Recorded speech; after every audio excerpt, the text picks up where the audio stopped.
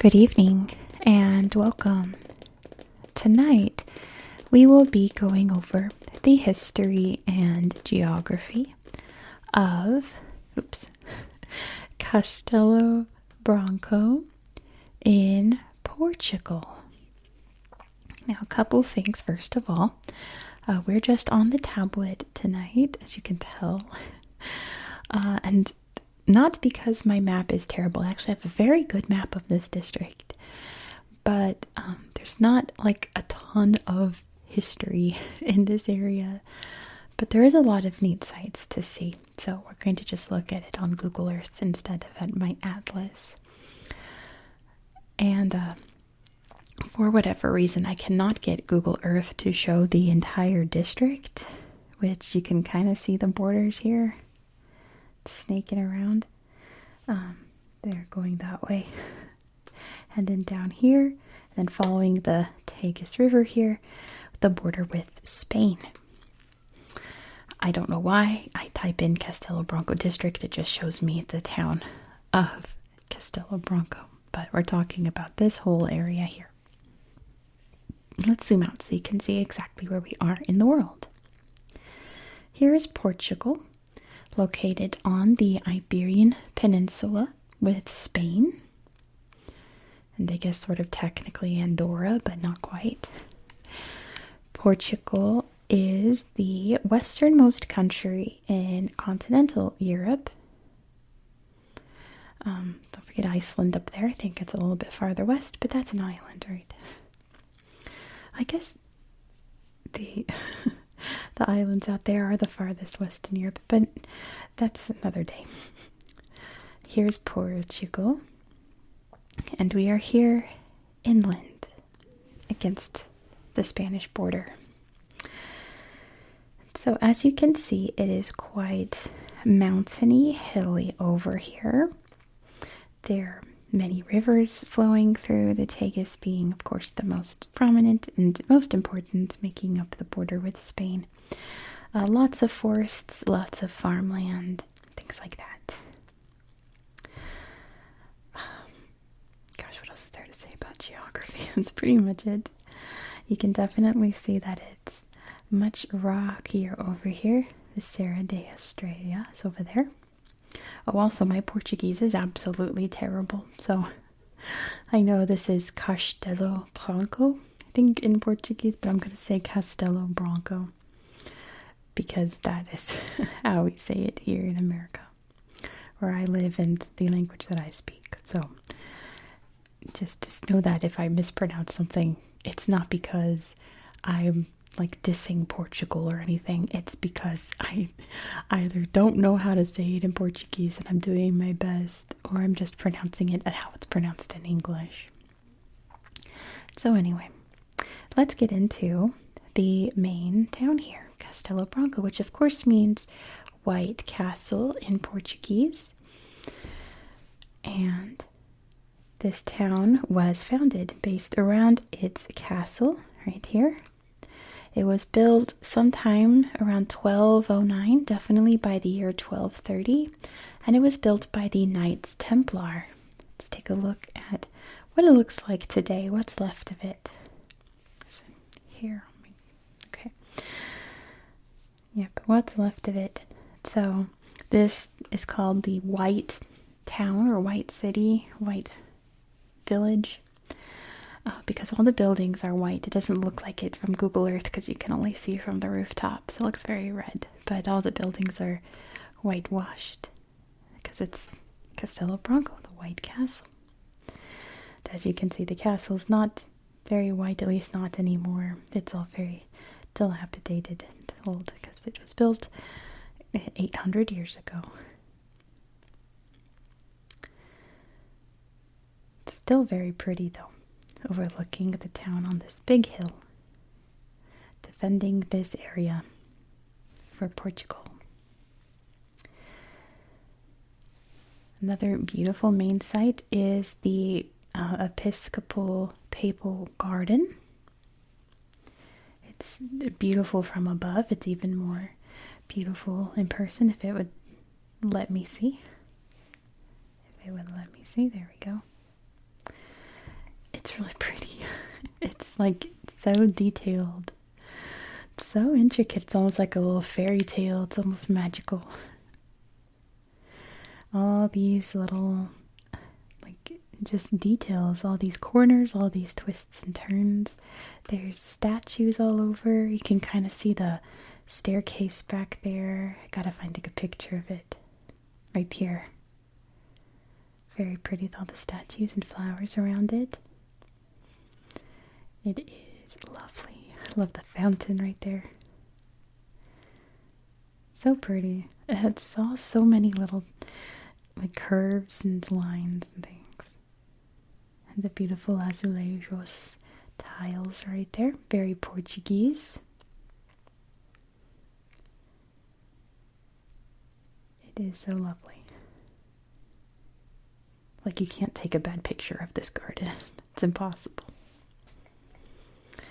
There's another city park garden just across the way, but it's nice, you know, it's just, you can't really compete with that beautiful garden, but it's got one of these cool fountains that kids can splash in the summer, or grown-ups.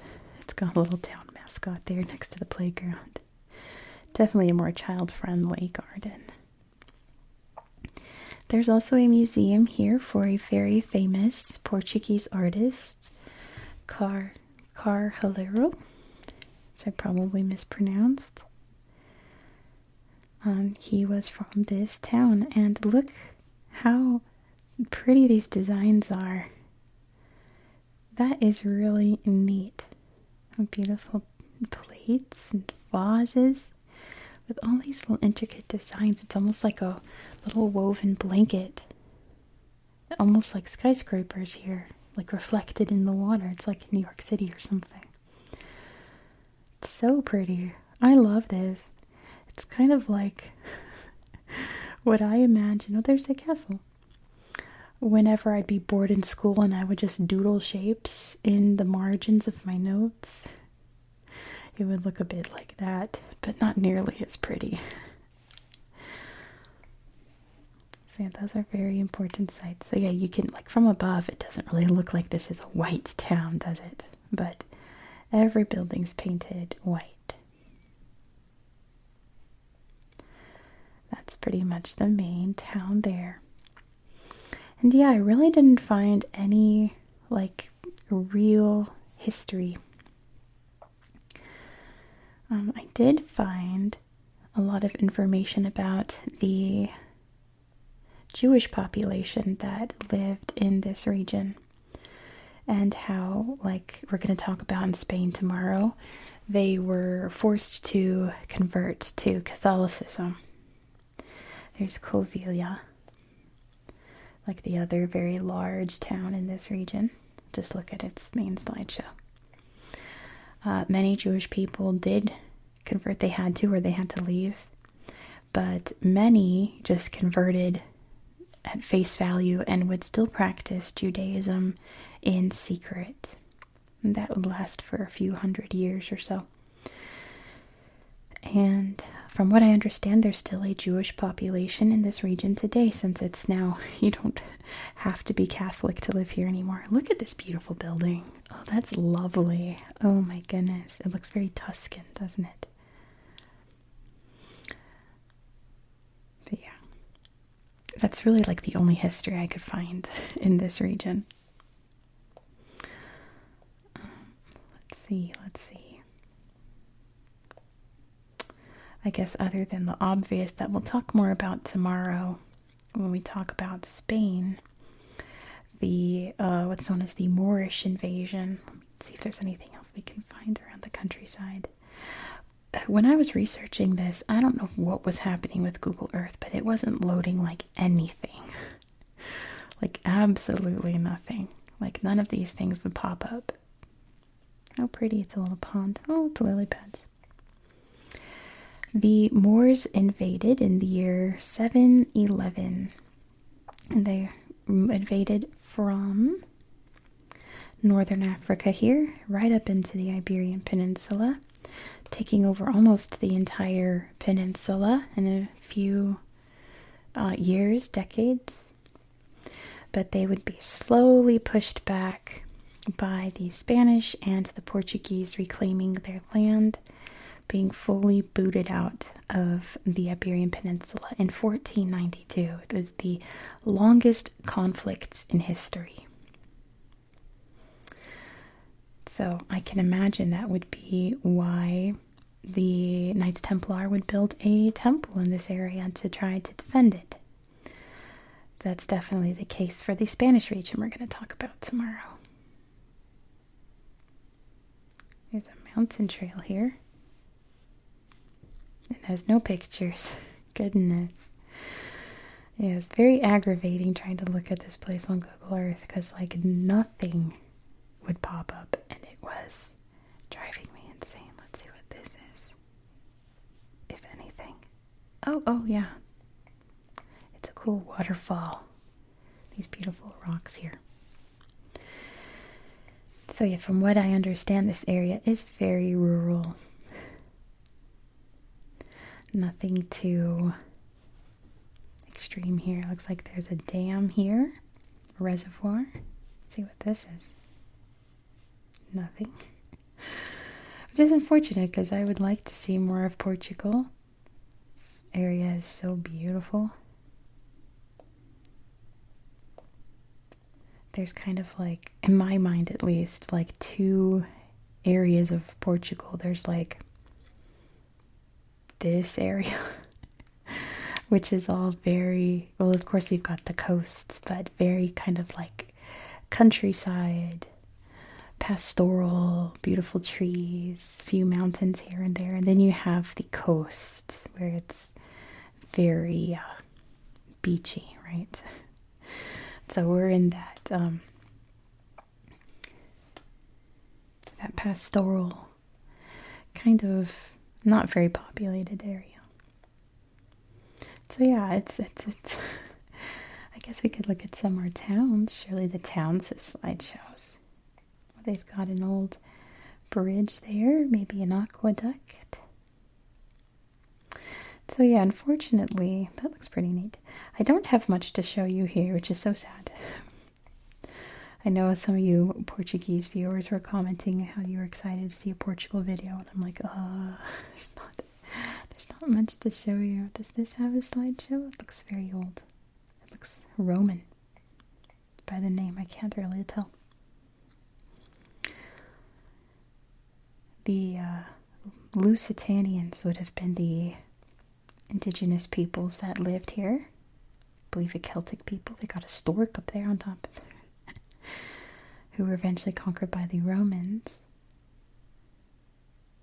But I don't know if this is I don't think it's a Roman thing. And like I said, we'll talk more about that tomorrow. We're going to, I guess, 3 places this week that have very similar histories, because it's all in the same area. 2 in Spain, 1 in Portugal. Let's see. Here we go. Okay. We can see the beautiful river here. This may just be where I ended, so I'm not just endlessly rambling. Because there's not much else to say. Unfortunately, I wish I could talk more, but I just couldn't find it. That way Portugal, that way España. There's not much else to say. So, I guess, thank you so much for watching. If you're Portuguese, if you've been here, if you live here, if you visited here, let me know some other facts that I didn't mention that you thought were neat. Other places we could look at on Google Earth, because I can't really find anything. And I don't know if it's just because this area is just not loading right. Because it looks like it's loading fine now. Let's see what this is.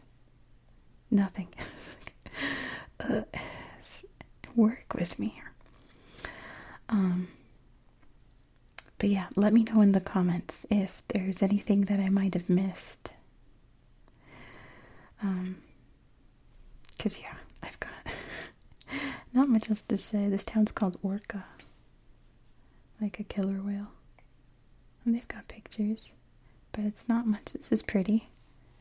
little town there, a little pond, a little old wall. But anyway, if you enjoyed this, please don't forget to give it a thumbs up. Tomorrow, like I said, we're heading over to Spain. We'll do a little mini series on Castile and Leon and Castilla-La Mancha. So look forward to that. And then we're going to go into the Caribbean right after that. And I have lots of history to tell you about those places and some really great places to show you on Google Earth and lots of UNESCO sites as well. So be sure to subscribe so you won't miss out on that. I hope that you found this video to be relaxing and educational, and I hope that you have a good night. Good night. Center.